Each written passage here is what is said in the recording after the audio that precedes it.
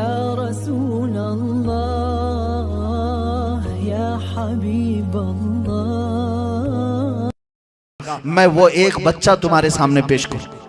ایک بچہ جنگ بدر میں معاذ اور معوذ رضی اللہ تعالیٰ عنہما چھوٹے سے بچے بھی شریک ہو گئے تھے جہاد میں، جبکہ جہاد بچوں پر فرض نہیں ہے، لیکن یہ بچے رو رو کر کے شامل ہوئے تھے. کس بات کے لیے آئے تھے جانتے ہیں؟ وہ کہتے تھے سنا ہے گالیاں دیتا ہے کوئی ایک شخص مکہ میں جس کا نام ابو جہل ہے، ہم اس کا خاتمہ کرنے کے لیے آ رہے ہیں. 13 سال کی عمر کے بچے، 13 سال 14 سال کی عمر کے بچے. عبد الرحمن بن عوف کہتے ہیں میں نے دیکھا جنگ بدر میں ایک بچہ میرے پاس آیا، پوچھنے لگا چچا ابو جہل کسے کہتے ہیں؟ عبد الرحمن بن عوف کہتے ہیں بیٹا تم اس کا کیا کرو گے، وہ سردار قریش ہے، پہلوان ہے مکہ کا. اسی اسنا میں ابو جہل گھوڑے سے گزر رہا تھا، میں نے کہا وہی جو جا رہا ہے اسی کو ابو جہل کہتے ہیں. یہ بچہ ابھی بات مکمل نہ ہونے پائی تھی، چیل کی طرح جھپٹ پڑا اور اس کے گھوڑے کی ٹانگوں پر تلوار ماری، وہ بے قابو ہو کر زمین پر گرا. دوسرا بچہ جو تھا سینے پر سوار ہوا اور گردن الگ کر دی. یہ 2 چھوٹے بچوں نے ابو جہل کو مارا جو ایک کسان صحابی کے بیٹے تھے، کسان کے گھر میں پلے ہوئے تھے، لیکن اپنے نبی کی شان میں ادنا سی توہین بھی برداشت نہیں کرتے تھے. اسی 13 سال کے بچے کی بات کر رہا ہوں. کافروں نے جب دیکھا ہمارے سردار کو اس لڑکے نے مار دیا، ایک کافر آیا پیچھے سے تلوار ایسے مارا کہ ان کا مونڈھا کٹ گیا. حضرت معاذ کا ہاتھ کٹ گیا.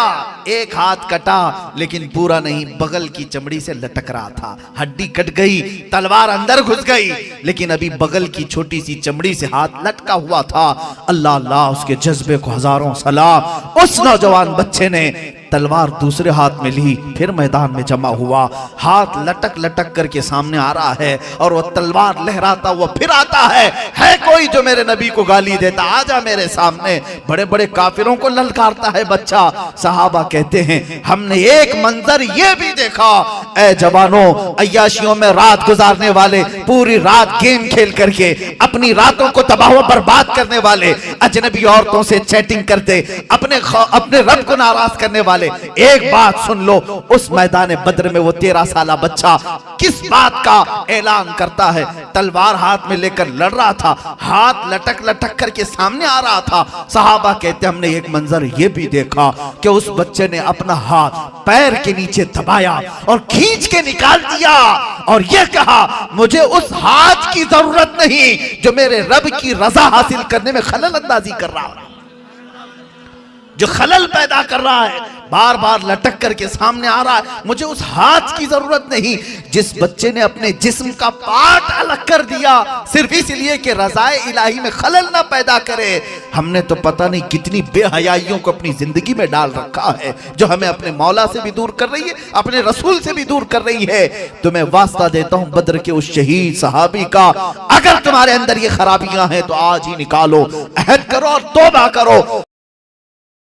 یا شفیعنا یا محمد صلی اللہ علیہ وسلم.